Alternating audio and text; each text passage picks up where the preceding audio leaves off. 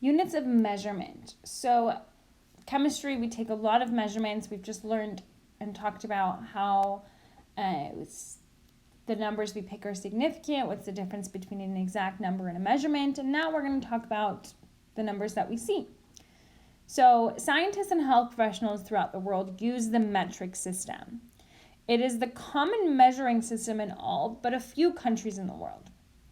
So the system of international units, the SI units, is the official system throughout the world except for the US. So the world uses SI units, as in this is the unit they all use for weight, this is the unit they use for height, etc., except the US. In chemistry, we use the metric units and SI unit for length, volume, mass, temperature, and time. So here's just a little bit of a breakdown. Length, metric is meters, SI is also meters. The volume, the metric unit is in liters, but the SI unit is actually cubic meters. Mass, the metric unit is gram, but the SI unit, so the system of the units that's all around the world except United States, is kilograms.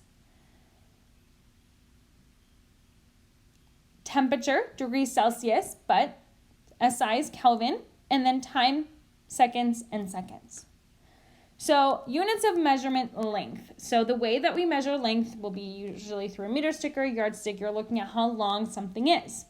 Here are 4 different conversion factors. I would make note of these because these come up a lot throughout these few chapters, and it's easier to have them written down on a little note card on the side so you're not constantly looking them up.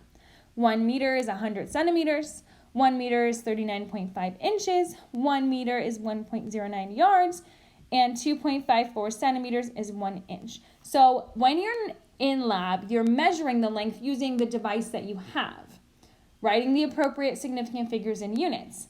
Then you want to always also incorporate the SI unit. So you would look, my SI unit for length would be meters. So if you're using a ruler and it's really small and you use centimeters, you would then convert to meters. Measurement of volume. So volume can be measured 2 ways. When you have a liquid, usually a great tool is to use a pipette, a burette, or a very common, a graduated cylinder. Volume is the amount of space a substance occupies. Now, when you are looking at volume, you always want to see the meniscus. Where the volume drops down, that's the part that you're measuring.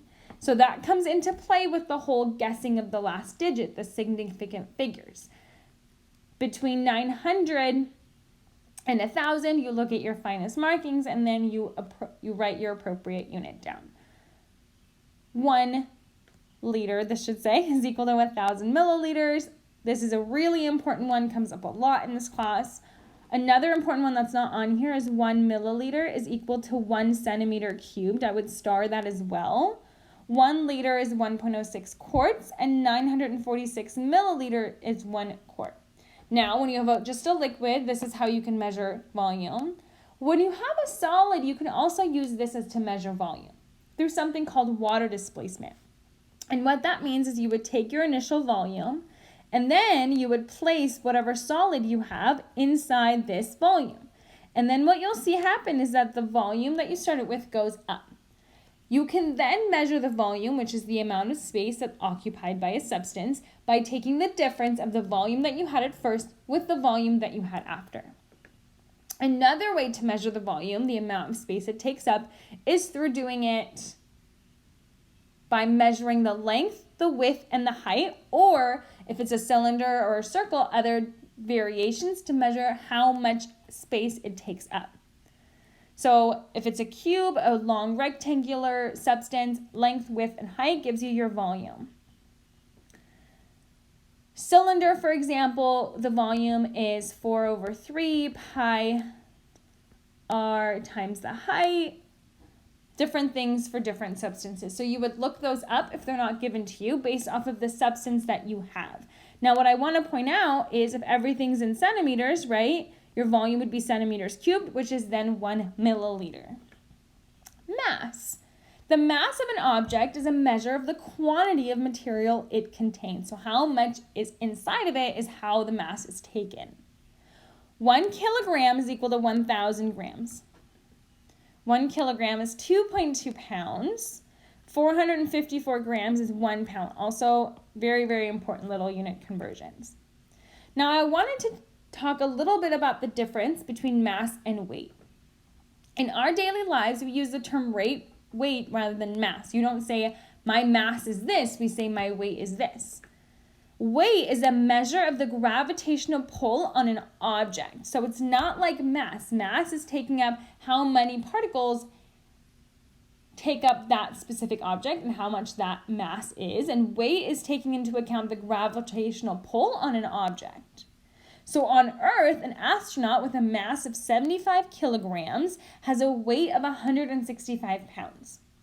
On the moon, where the gravitational pull is 1/6 that of the Earth, the astronaut has a weight of 27.5 pounds, but the same mass. So weight is dependent upon the gravitational pull that's on us, but mass takes into account what we're made up of, so it doesn't change.